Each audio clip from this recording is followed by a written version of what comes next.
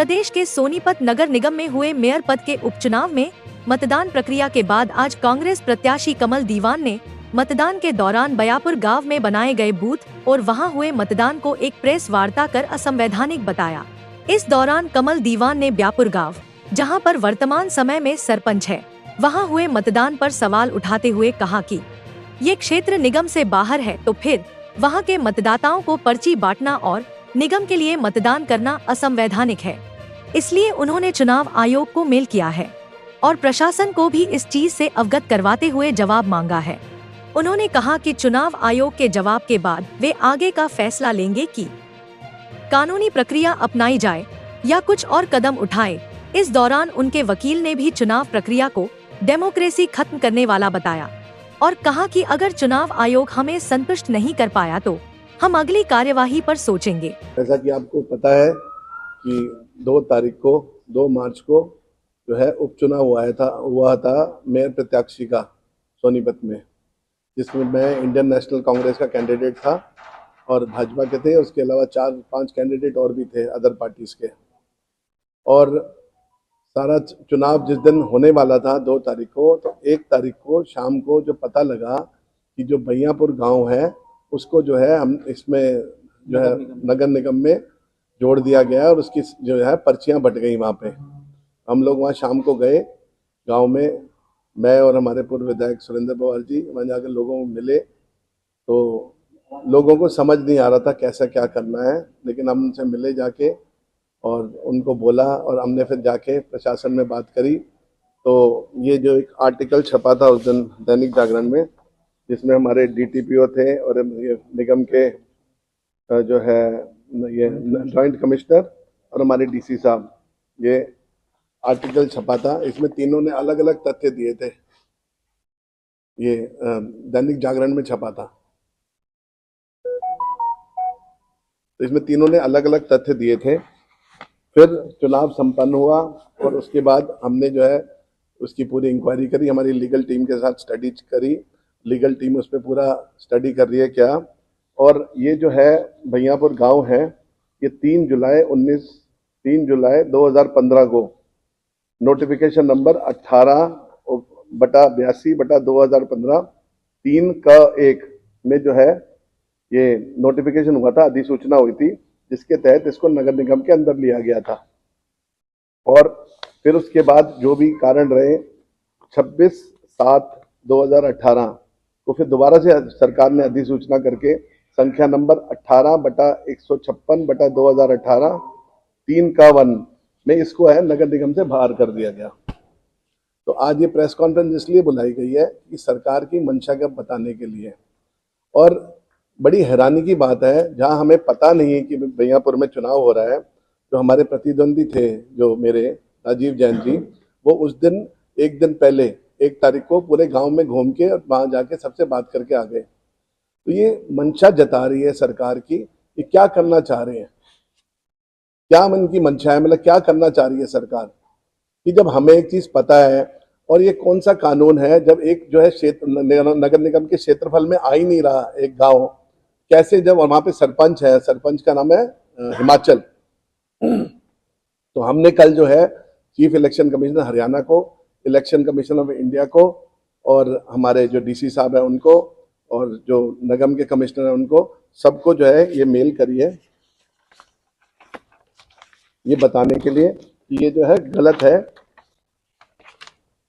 ये मेरे अपने ऑफिशियल मेल आईडी से इनको मेल करी गई है कि ये जो काम हुआ है गलत है और हमारी मांग है इसको जो भी ये जो हुए हैं, जो वहाँ पे बयापुर के जो भी इनके हैं, इनको गिनती से बाहर रखा जाए। तो इस पे अभी तक कोई ऑफिशियल जवाब नहीं आया गया है।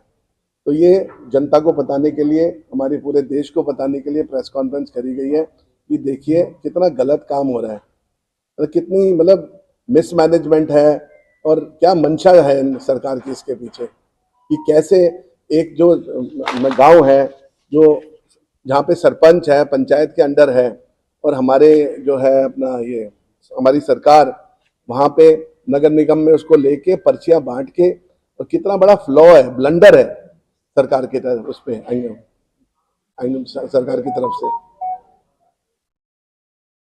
और बताइए, कुछ पूछना किसी ने तो। अब आपकी क्या मांग है?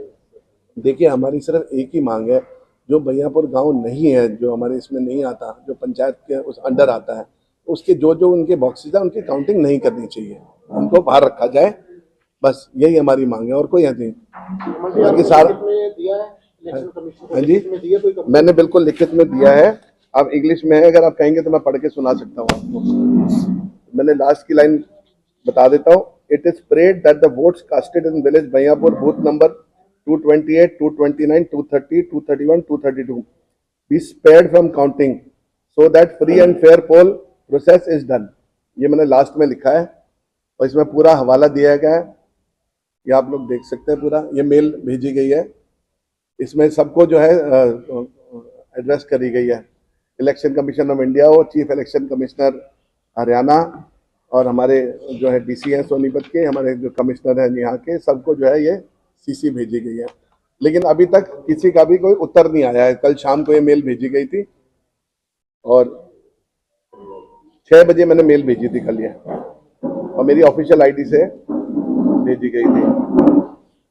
तो आप इलेक्शन से पहले डीसी से मिले थे, आपने बहियापुर की जो बताई थी, आपने बताया, तो उससे क्या बात हुई? देखिए, हमारी कोई मुलाकात नहीं हुई डीसी साहब से किसी से, क्योंकि ये जो 1-2 तारीख का पोल था, हम लोग अपने चुनाव की तैयारियों में लगे हुए थे सारी अपनी टीम के साथ अगले दिन की, तो हमें समय ही नहीं मिला। लेकिन हमारे प्रतिद्वंदी के बाद इतना समय था, उनको हर चीज की इंफॉर्मेशन थी कि बहियापुर जो है इसमें ऐड कर लिया गया है। अब आप एक बात बताइए, जो गांव जो पंचायत के अंडर आता है वो नगर निगम के अधीन कैसे उस पर पोलिंग कराई गई? और अगर उनको पता था तो हमें क्यों नहीं पता लगा? हम भी जाके दौरा करते तो हो सकता है ये नौबत ना आती। वैसे तो बात ही गलत है, होना ही नहीं चाहिए। जो है ही नहीं, अंडर नगर निगम के अधीन ही नहीं है, वहां पोल कैसे करा सकते हैं? अपने हिमाचल जो वहाँ के सरपंच उनका नाम दिया, उनका क्या रोल है? उनका कोई रोल नहीं। मुझे कल सूत्रों के हवाले से पता लगा, वो कल गए थे वहां पे डीसी ऑफिस में, मिल के आए हैं डीसी साहब से। बाकी इतना मुझे उनके बारे में पता नहीं, क्योंकि वो वैसे भी थोड़ा बीजेपी के जो है समर्थक है। डीसी साहब के नॉलेज में ये मामला पहले से था, संज्ञान में था, और उन्होंने इसमें कोई कार्रवाई नहीं की। तो इसमें भी आपको डीसी के खिलाफ भी कार्रवाई की मांग करनी चाहिए, क्या आपने की है? देखिए, मैंने जो है ऑलरेडी जो आपकी अखबार में जो थी, मैंने कटिंग, आप थोड़ा लेट आए हैं, पहले दिखा दी गई आपकी जी, और तीनों भी जो थे यहाँ पे, तीनों के जो ऑफिसर थे, तीनों के अलग अलग तथ्य दिए गए थे। अभी तक उन्हीं को क्लैरिटी नहीं क्या हुआ, कहाँ हुआ, लेकिन गलती तो है प्रशासनिक लेवल पे हुई है। ये मामला संज्ञान में था, लेकिन उन्हें रोकने की बजाय गलत चीज को प्रमोट करके मतदान कराया गया। बिल्कुल, कहीं ना कहीं सरकार की मंशा ठीक नहीं है इसमें। तो इसमें आपका क्या एक्शन रहेगा? डीसी के खिलाफ भी कार्रवाई की मांग करेंगे? देखिए, हमने ऑलरेडी जो है मेल कर दी गई है जो इनको, जो चीफ इलेक्शन कमिश्नर को। अब वो उनकी तरफ से जवाब आता है और उसके बाद जो है देखेंगे। लीगल टीम हमारी पूरी तैयार है, सब कुछ हमने अपना कर लिया। एक बार हम इलेक्शन कमीशन के जवाब का इंतजार कर रहे हैं, फिर हम लीगल एक्शन के ऊपर जो सोचना है, जो जैसा करना है, जो लीगल टीम डिसाइड करेगी, हम आगे बढ़ेंगे।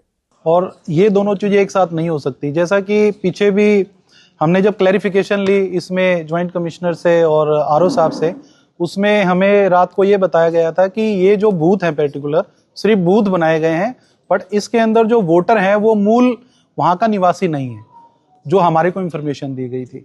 तो इस तरीके से ये हमें बताया गया था। लेकिन वहाँ के मूल निवासियों को भी अगर पर्चियां गई हैं तो ये तो असंवैधानिक है, गलत है। दो चीजें एक साथ पैरेलली नहीं चल सकती। क्या लीगल एक्शन लिए जाएंगे? देखिए, अभी हमने चुनाव आयोग को जो इसमें लेटर डाला हुआ है, चुनाव आयोग का हम वेट कर रहे हैं। जो उनका रिप्लाई आएगा उसके हिसाब से हमारी अगली प्लानिंग होगी कि हम इसमें, अगर हमें संतुष्ट कर दिया गया तो ठीक है, नहीं तो हम कोर्ट का रुख लेंगे। फिर इनके खिलाफ कार्रवाई की जाएगी आपके द्वारा? देखिए, जो भी है ये बना है और इसमें जो भी जांच का, हम तो ये मांग कर रहे हैं कि ये जांच हो इसकी और निष्पक्ष जांच हो, और इसमें जो भी दोषी पाए जाएं उनके खिलाफ सख्त कार्रवाई हो, क्योंकि ये तो प्रजातंत्र की हत्या है। अगर इस तरह की चीजें होने लग गई तो फिर तो डेमोक्रेसी खत्म ही होती